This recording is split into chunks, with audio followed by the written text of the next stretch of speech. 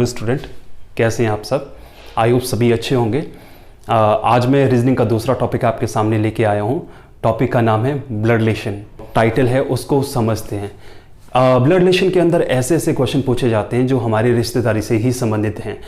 ठीक है, अब रिश्तेदारी मान लो मैं एक एग्जांपल सेट करता हूँ कि अगर आपकी रिश्तेदारी में कहीं पे शादी हो रही है और उनका एक इनविटेशन कार्ड आपके घर में आया है और आपने अपने पेरेंट्स से पूछ लिया कि ये शादी किसकी है, तो अगर आपकी मदर ने ये एक्सप्लेन किया कि ये जो शादी हो रही है ये मेरे मामा के भाई के बेटे की शादी है, तो अगर आपको ये पूछा जाए कि आपका उस बच्चे के साथ जिसकी शादी हो रही है वो आपका क्या लगा, या फिर जिसकी शादी हो रही है उसके आप क्या लगे, इस तरह के क्वेश्चन पूछे जाएंगे। ठीक है, लेकिन अब बात आती है कि ये टॉपिक हम डिस्कस तो कर रहे हैं, ये इंपॉर्टेंट कितना है। ब्लड रिलेशन जो है वो बहुत ही ज़्यादा इंपॉर्टेंट टॉपिक है।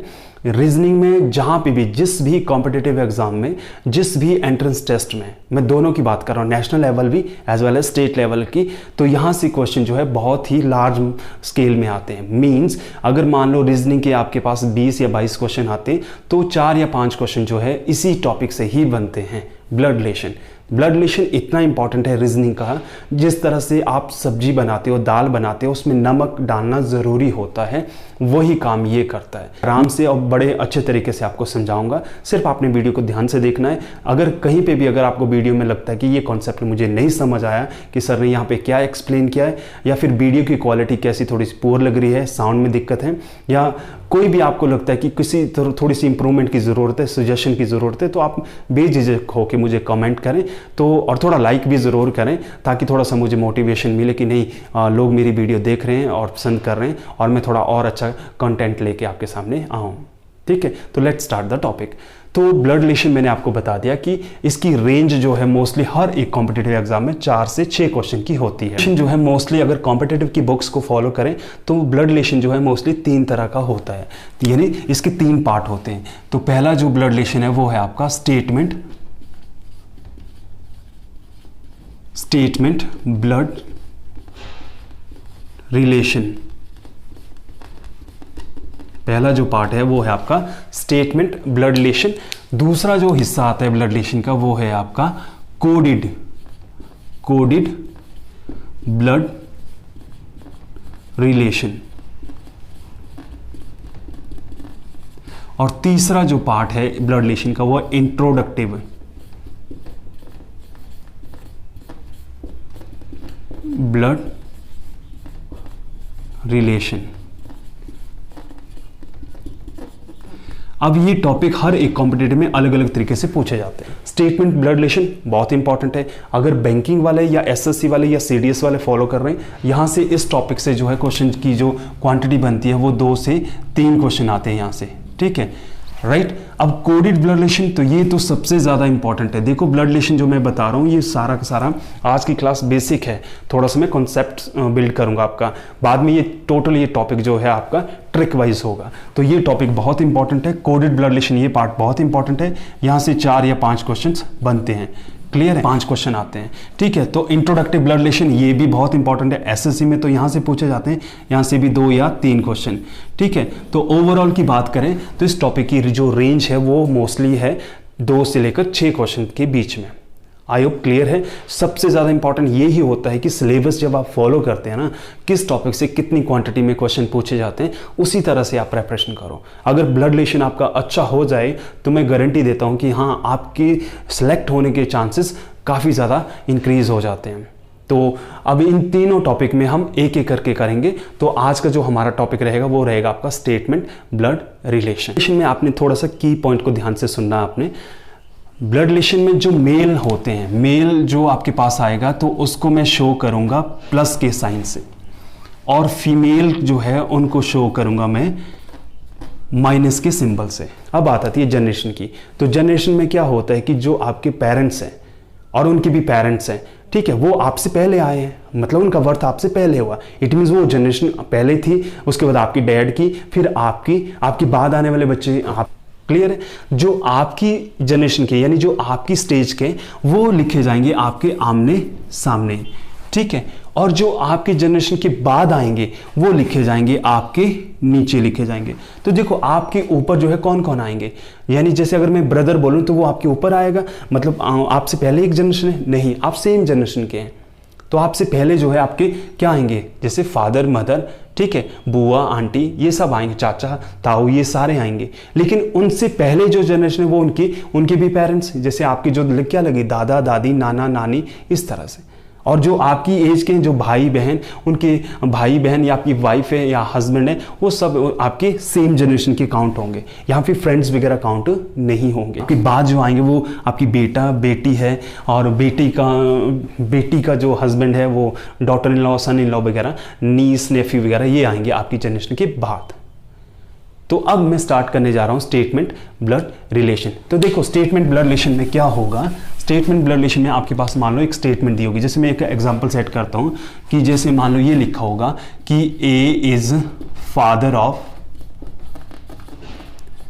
बी, ठीक है। तो पहला छोटा सा लिख रहा हूं मैं, A is father of B, then how is B related to A, ये पूछा है, यानी A is father of B. तो इसका मतलब ये है स्टेटमेंट ब्लड रिलेशन। क्या दिया है, ए इज फादर ऑफ बी, इसका मतलब ए क्या है, वो फादर है, फादर मतलब मेल है, प्लस किसका फादर है, फादर तो ऊपर आना चाहिए, तो इसकी तरफ हम क्या करेंगे, इसकी तरफ एरो लगाएंगे। ये फादर है, किसका फादर है, ये बी का। अब यहां पे छोटा सा एफ लिख दो, इससे पता चलेगा आपको कि ए इज फादर ऑफ बी। ये क्लियर है, ये हमारे पास गिवन स्टेटमेंट है। अब आगे क्या पूछा है कि then how is B related to A. तो अब बोला कि बी है वो क्या लगता है ए का, यानी हमें पूछा है कि बी क्या लग रहा है ए का, ये पूछा है। तो देखो ये इसका फादर है, इसका मतलब बी उसका बच्चा है, ठीक है। तो बच्चा है यानी बेटा भी हो सकता है या बेटी भी हो सकती है। तो मतलब इसका स्पेसिफिक जेंडर हमारे पास नहीं है। ये जो सिंबल में हर एक लेटर के ऊपर जब लगाऊंगा, ये अपनी मर्जी से नहीं लगाऊंगा, ये स्टेटमेंट के पॉइंट ऑफ से ही लगेगा। और इस सिंबल का बहुत इंपॉर्टेंट रोल है। यहां पे कोई भी सिंबल हमने नहीं लगाया, इसका मतलब डायरेक्टली ये हुआ कि बी का जेंडर हमें नहीं मालूम है। तो अगर बी का जेंडर नहीं मालूम है तो answer will B can't be determine.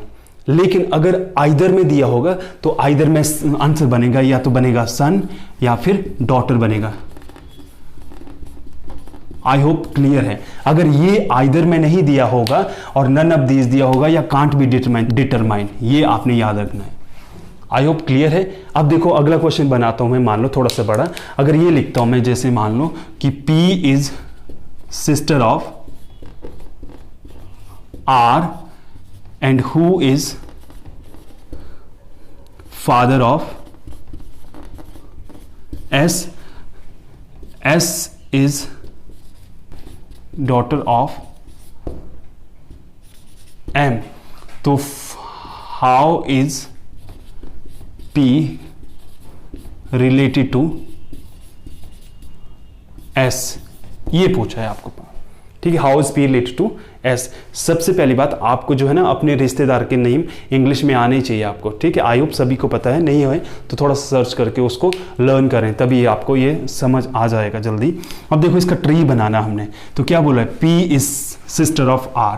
तो P जो है वो क्या है, वो सिस्टर है। सिस्टर है तो मतलब फीमेल है। किसकी सिस्टर है, R की। अब आप सोच रहे हैं कि सर ये बिल्कुल सीध में क्यों बनाई।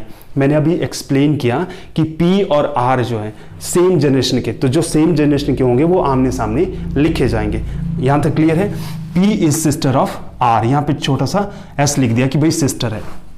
एंड हु जो है, ये शब्द रखना अपने ध्यान, यहां हु की जगह अगर विच होगा या दैट होगा, ये जो हमेशा रिप्रेजेंट किसके लिए हो रहा है, ये यूज हो रहा है R के लिए। अब इसका मतलब यहां पे R रीड कर सकते हैं आप, R is father of S। It means ये पर्सन जो है R क्या है, ये फादर है किसका, S का। ये क्या है, S का फादर है। Is it clear.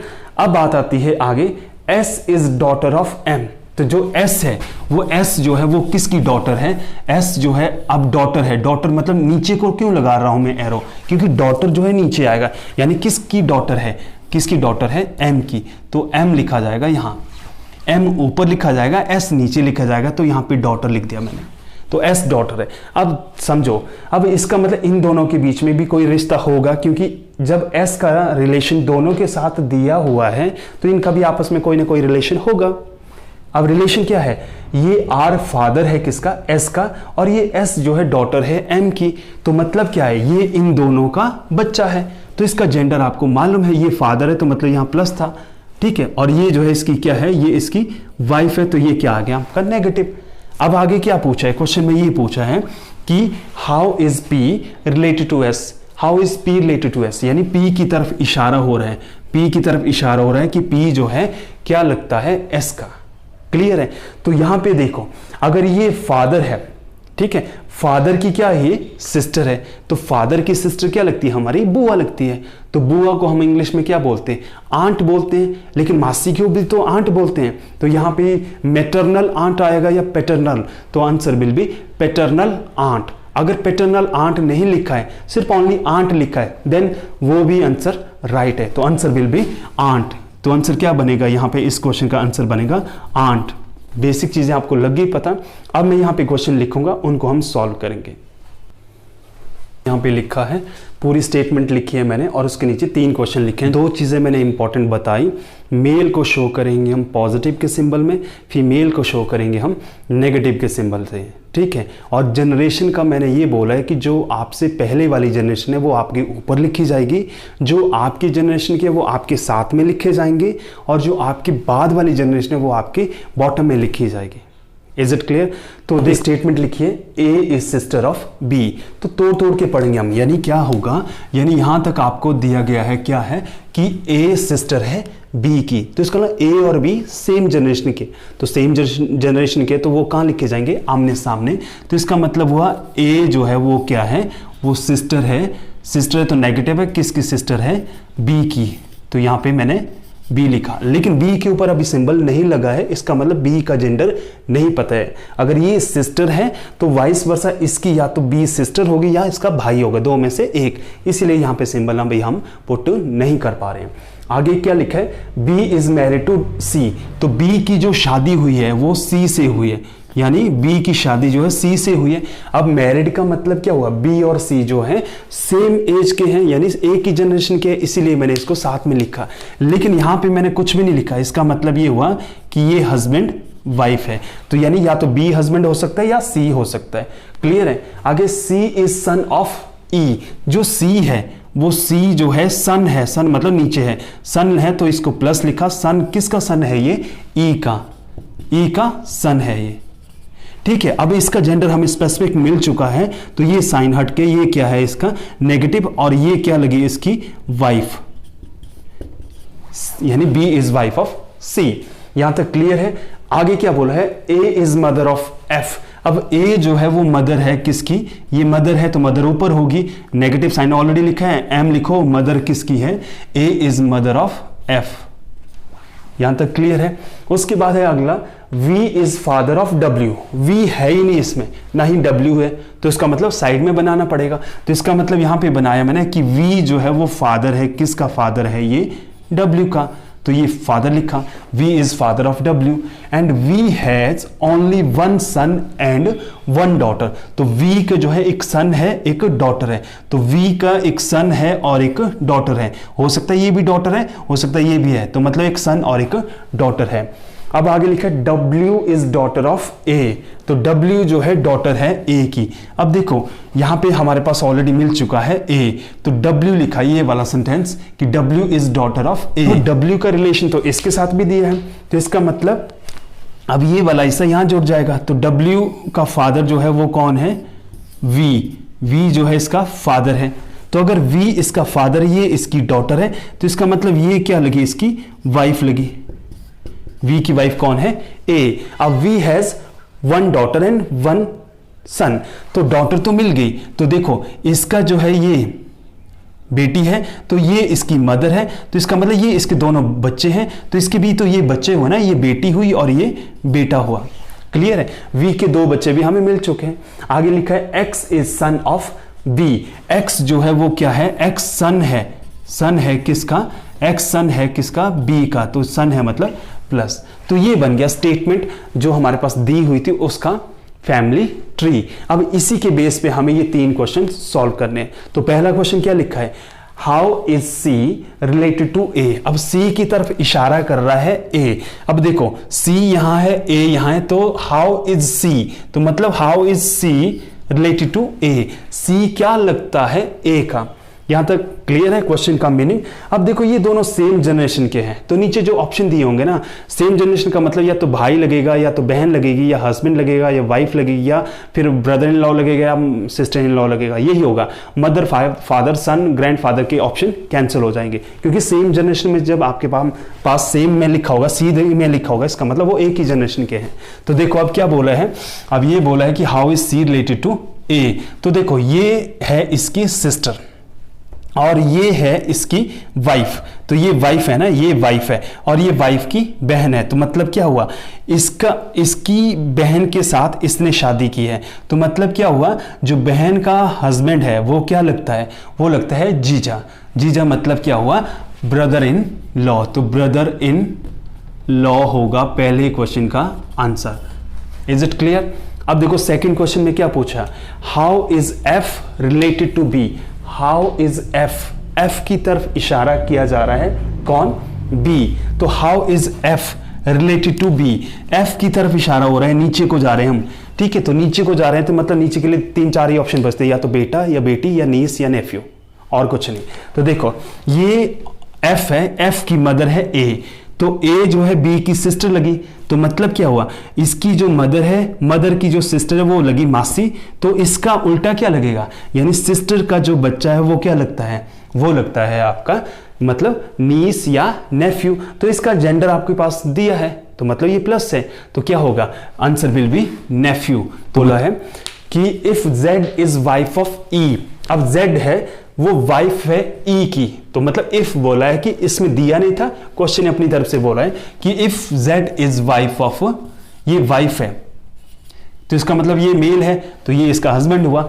If Z is wife of E then how is X related to Z. Then how is X, X की तरफ इशारा हो रहा है, then how is X related to Z. तो ये एक जनरेशन होगी, मतलब ये वाले हिस्से जो हैं इस एक्स के जो है ना, ये पेरेंट्स की एज के हैं, और ये इससे भी ऊपर है, ये ग्रैंड पेरेंट्स की एज में। तो अगर ये जाएगा नीचे तो ये तो बेटे की एज है और ये पोते की एज है, तो यहां से बोला है कि जेड का एक्स क्या लगता है, ठीक है।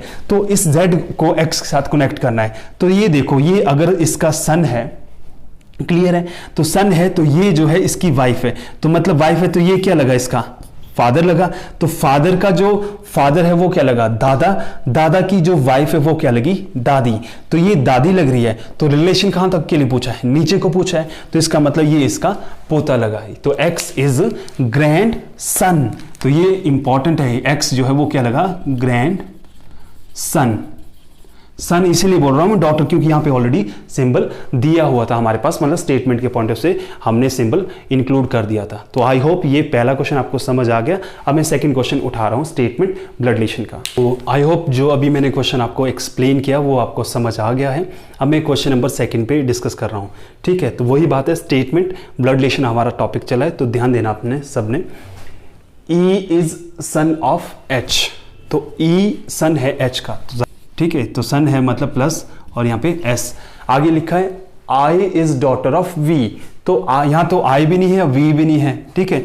तो आई जो है वो क्या है, वो डॉटर है किसकी, वो वी की डॉटर है, तो ये अलग से बनाना पड़ेगा। तो डॉटर है मतलब नेगेटिव है। आगे क्या लिखा है, A has only 1 son and 1 daughter. A की सिर्फ एक बेटा है और एक बेटी है, तो ये ए आ गया। ए के नीचे जो है हमें बनाना पड़ेगा, एक सन है और एक डॉटर है और एक सन है, ठीक है। ए इज मदर ऑफ ई, तो ए मदर है किसकी, ई की। अब ये हिस्सा जो है अब इसके साथ कनेक्ट करना पड़ेगा, तो ए मदर है किसकी, ई की, तो ए लिखा जाएगा। ए जो है वो मदर है, राइट, तो मदर है किसकी, ई की। तो अगर ये इसका सन है और ये उसका मतलब फादर है, तो ये इसकी मदर है, तो ये इसका मतलब ये इसकी वाइफ है। तो ये आपका जेंडर स्पेसिफिक एच का मिल चुका है, क्लियर है।